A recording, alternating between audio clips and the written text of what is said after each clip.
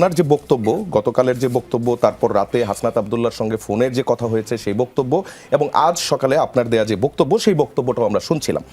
প্রশ্নটা হচ্ছে, বরাদ্দের টাকা আসিফ হাসনাত নিজেরা তুলে নিয়ে গেছে, সরকারি বরাদ্দ তো কেউ কোনো ব্যক্তি তুলে নিতে পারে না।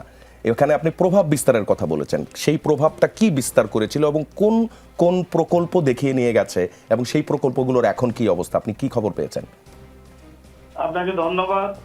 আমি আসলে গতকাল আমাদের একটা দলীয় কর্মসূচিতে আমি বক্তব্য রাখছিলাম। সেই বক্তব্য চলাকালীনই আমি আসলে দেশের এক সময় যে ফ্যাসিবাদ বিরোধী আন্দোলন এবং এই আন্দোলন করতে যে সেই আন্দোলনে আমাদের দল বিএনপি সহ সমমনা সমস্ত দলই ছিল। সেই আন্দোলনে আমরা যে কারণে আন্দোলন করলাম বৈষম্য বিরোধী, সেই প্রসঙ্গটা বলতে যেই আমি বলি যে যারা নিজেরা দাবি করে তারাই এককভাবে বৈষম্য বিরোধী আন্দোলন করেছে।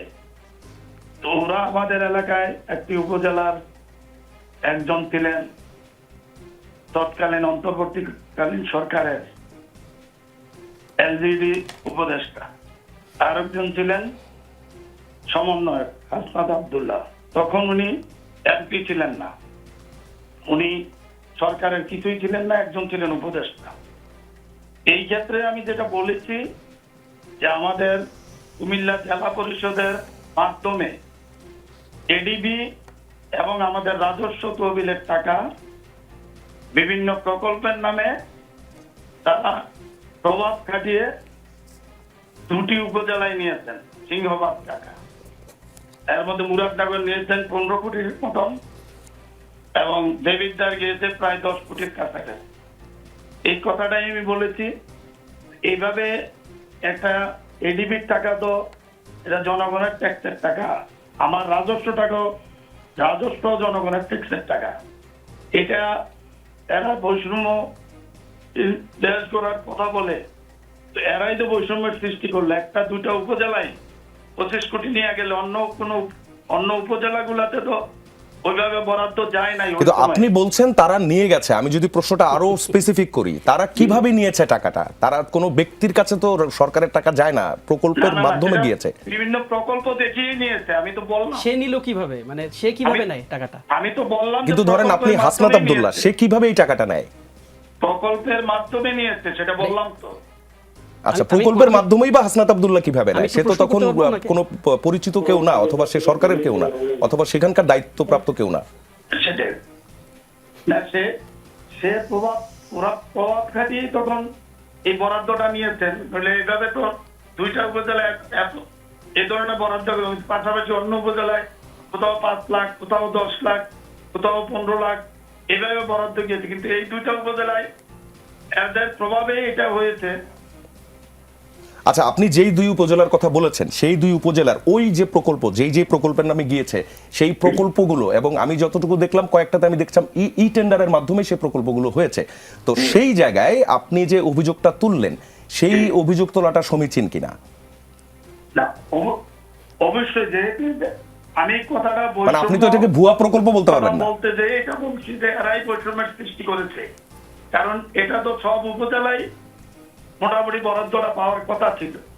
এরা তো নিজেদের ইয়াতে নিয়ে গেছে। আচ্ছা, এটা কি তারা কি তাদের পরিচিত কোনো ঠিকাদারের মাধ্যমে অথবা কাউকে চাপ প্রয়োগ করেছে, এমন কোন স্পেসিফিক এক্সাম্পল আছে আপনার কাছে?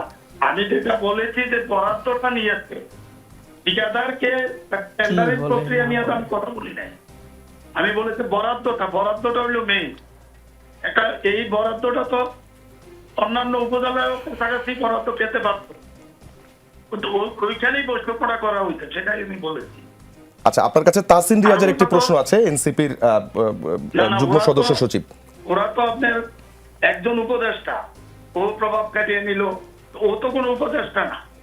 ওর উপজেলায় যে দেবিদ্বার আব্দুল্লাহ, উনি তো এমপি ছিলেন না, উনি তো সরকারে কিছু ছিলেন না। এভাবে তো অন্য উপজেলায় হতে পারত।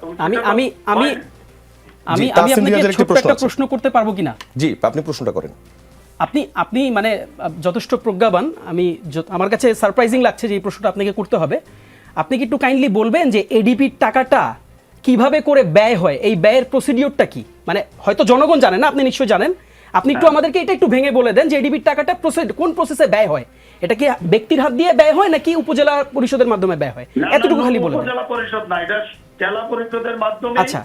প্রকল্পগুলো বাস্তবায়ন মানে হয়। সংশ্লিষ্ট জেলা পরিষদের প্রতিষ্ঠানের মাধ্যমে ব্যয় হয় কিনা আমি আপনাকে জাস্ট এতটুকু জানতে চাই। সংশ্লিষ্ট প্রতিষ্ঠানের মাধ্যমে ব্যয় হয় নাকি কোনো ব্যক্তির মাধ্যমে ব্যয় হয়? খালি এতটুকু বলেন তাহলে হবে। না না, প্রকল্প তো ব্যক্তির নামে ব্যয় হওয়ার কোনো সুযোগ নাই। সিম্পল, আমি- একদম সিম্পল অ্যান্সার। এটা নিয়ে আমি কথা বলি না। আমি উত্তর পেয়েছি। ধন্যবাদ, জি, উত্তর পেয়েছি। জি। আচ্ছা, মানে বিষয়টা এমন যে তারা এই বরাদ্দটা নিয়ে যাওয়ার কারণে আশেপাশের অন্যান্য যে উপজেলাগুলো তাদের যে বরাদ্দ সেই বরাদ্দে কমতি পড়ে গেছে, আপনি সেই জায়গাটাকে বৈষম্য বলছেন? জি, আমি বৈষম্যটার বিষয়ে কথা বলছি, ক্লিয়ার, জি যে সেটা নিয়ে কথা বলছি। ক্লিয়ার। জি, মোহাম্মদ মুস্তাক মিয়া, আপনাকে অসংখ্য ধন্যবাদ আমাদের সঙ্গে রাজনীতিতে যুক্ত হওয়ার জন্য।